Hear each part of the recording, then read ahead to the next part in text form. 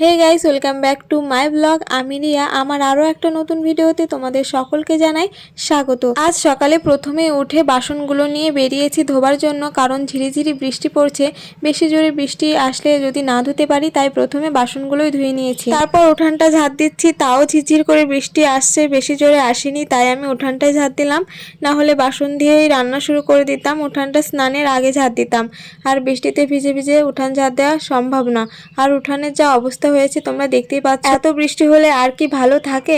কোনো দিন তো বৃষ্টির মধ্যে ভিজে ভিজেই আমি উঠানটা ঝাঁটিয়ে ফেলি, কিন্তু আজ বৃষ্টি হলে ঝাড় দিতাম না। অল্প হচ্ছে, একদম ঝিরিঝিরি করে, তাই দিলাম। কদিন ধরে ঘুম থেকে উঠতে প্রায় 7টা বাজিয়ে ফেলে, এর জন্য তাড়াহুড়োর মধ্যেই সমস্ত কাজগুলো করতে হয়। তো বাসি কাজগুলো সমস্ত কমপ্লিট করে ঠাকুমাকে জল কলকে দিয়ে আমিও ব্রাশ করে নিয়েছি। তারপর বাবা বলল আমাকে অল্প করে শুকনো মুড়ি দিতে, শুধু তেল দিয়ে। তাই বাবাকে সেই শুকনো তেল দিয়ে মুড়ি দিলাম। বাবা বলছে আমার পেটটা একদমই ভালো না। বাবাকে মুড়ি দিয়ে এসে ঠাকুমার জন্য চা বানাতে শুরু করে দিলাম। আর আমার ঠাকুমা চা ছাড়া একদমই এক মুহূর্ত থাকতে পারে না। তোমরা যদিও জেনে গেছো, আমি প্রত্যেকটা ভিডিওতেই একটা কথাই বলি। এরপর আমি ভাত বসিয়ে দিয়েছি আর ঠাকুমাকে বললাম আমাকে সবজি কেটে দিতে। তো ঠাকুমা সবজিগুলো কাটছিল। প্রথমেই কাটছিল কাঁঠালের বীজ। আর কাঁঠালের বীজ কে কে ভালো খাও অবশ্যই কমেন্টে জানি। আমার তো বেশ ভালো লাগে খেতে কাঁঠালের বীজ। না ছোটবেলা কি পিসি ভেজে দিত, আর সেগুলো আমরা খেতাম, বেশ ভালো লাগতো, মিষ্টি মিষ্টি।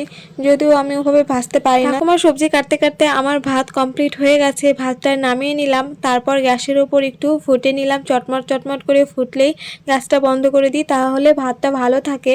আর তোমরা দেখেই বুঝতে পারছো যে আমি অনেক ধরনের সবজি দিয়ে একটা তরকারি রান্না করব।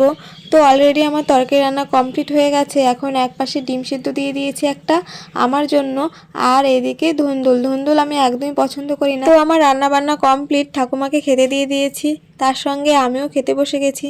বাবা বললো পরে খাবে। সকালবেলা আজ আমি তেমন কিছু খাইনি, শুধু একটা কলা খেয়েছিলাম, তাই আমারও অনেকটা খিদে পেয়ে গেছিলো, তাই আমি বসে গেছি খেতে।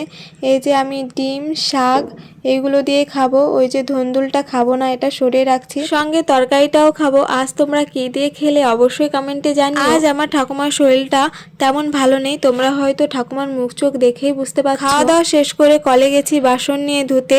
এসে দেখি ঠাকুমা পান থেতো করছে।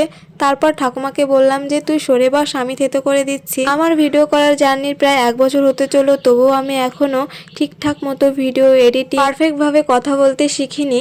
তো এভাবে যে তোমরা আমাকে একসেপ্ট করেছো, এটাই অনেক অনেক ধন্যবাদ সকলকে।